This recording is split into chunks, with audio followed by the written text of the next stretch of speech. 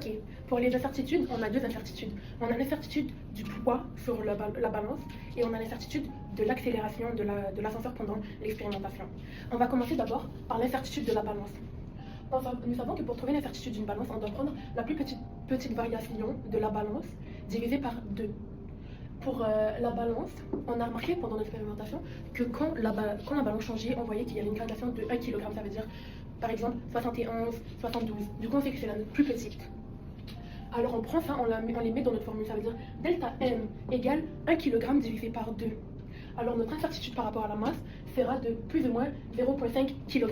Ok, maintenant qu'on a calculé l'incertitude de la masse, on peut passer à l'incertitude de l'accélération. Grâce au premier cahier de mécanique, on connaît déjà nos formules de l'incertitude. Moi, j'ai choisi celle-ci. Ça veut dire G fois la masse apparente divisé par la masse réelle, fois le delta de la masse apparente divisé par la masse apparente, plus le delta de la masse réelle divisé par la masse réelle.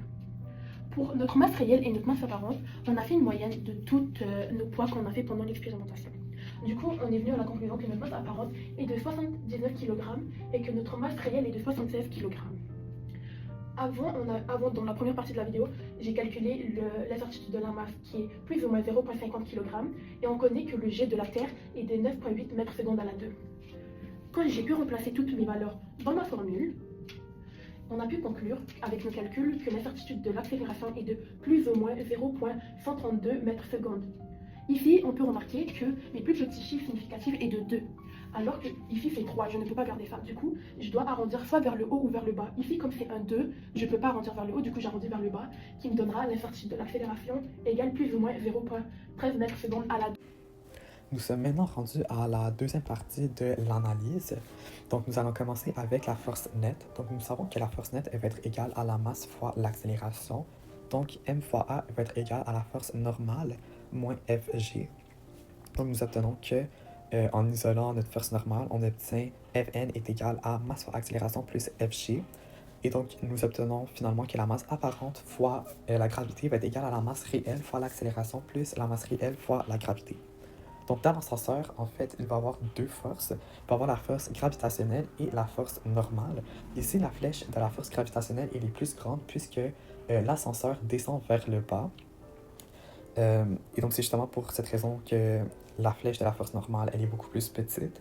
La flèche nette va être vers le bas, évidemment. Et ici, on a un petit schéma de nos axes où l'axe des Y pointe vers le haut et l'axe des X pointe vers la droite. Et nous avons ici une petite image de quelqu'un dans un ascenseur et nous voyons ici que c'est notre cas où l'accélération, en fait, est négative, descend vers le bas. Donc, en fait, nous avons fait 4 essais avec 4 masses réelles différentes pour trouver les différentes accélérations. Voici un exemple où la masse réelle était de 84,0 kg. Et donc, nous avons isolé l'accélération et nous avons obtenu la formule. Donc, accélération est égale à masse apparente fois g moins masse réelle fois g divisé par la masse réelle.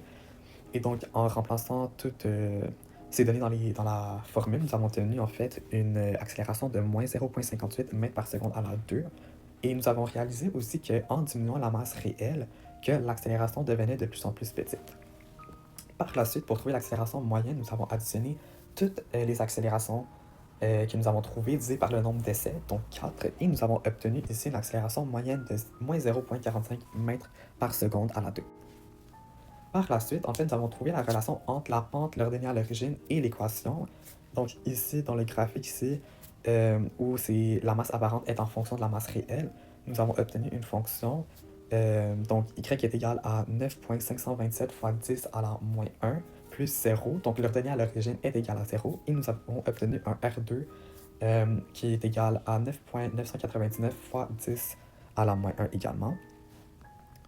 Donc, à partir de cette formule ici, donc masse appliquée est égale à la masse réelle fois l'accélération plus masse réelle fois g divisé par g, nous avons en fait factorisé notre m et simplifié la formule. Et donc, nous avons obtenu une nouvelle équation, pas une nouvelle équation, nous avons obtenu l'équation masse appliquée est égale à l'accélération divisé par g plus 1 fois masse réelle plus 0. Et donc, nous avons réalisé que l'accélération divisée par la gravité plus 1 était égale à notre pente. En fait, ça, c'était la relation que nous avions trouvée. Et donc, à partir de cette relation, nous avons pu isoler l'accélération. Et donc, nous avons trouvé, en fait, que l'accélération est égale à la pente moins 1 fois la gravité. Nous savons que la gravité est égale à 9,80 mètres par seconde à la 2 et que notre pente est égale à 9,527 fois 10 à la moins 1.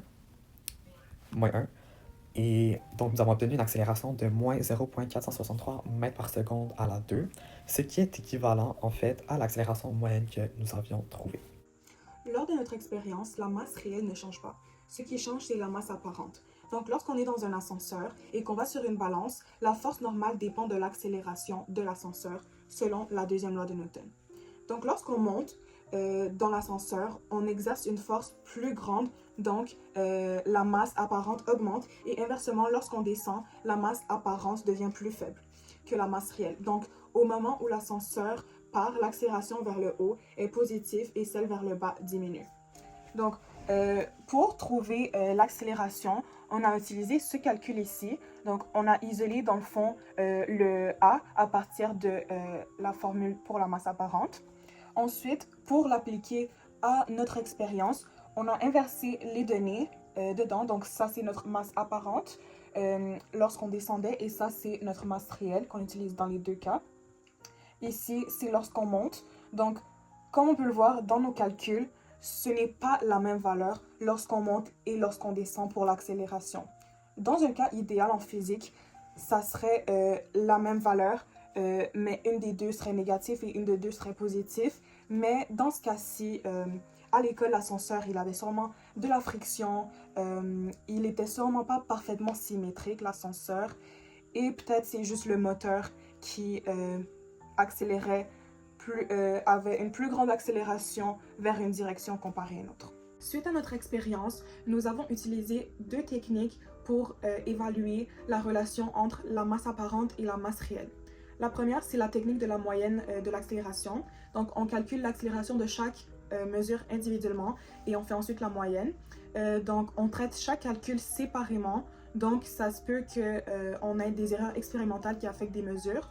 Donc, si les mesures sont légèrement imprécises ou aberrantes, elles vont influencer directement la moyenne finale.